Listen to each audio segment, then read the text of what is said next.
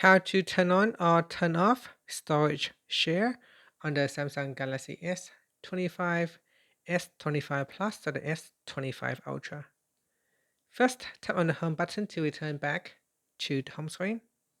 Then on the home screen, swipe down at the top to open up Quick Settings. In here, tap on the settings icon.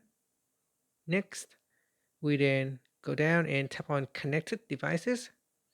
Now in here, tap on Storage Share. So tap on the toggle button to turn off or switch on Storage Share. Tap on the left hand side panel for more information.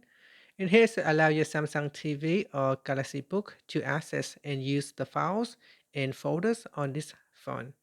Now the condition is that for storage share to work, both devices need to have the same Wi-Fi, Bluetooth, and storage share turned on. And that's it. After, you can tap on the back key or tap on the home button to return back to the home screen. And that's it. Thank you for watching this video. Please like and subscribe to my channel for more videos.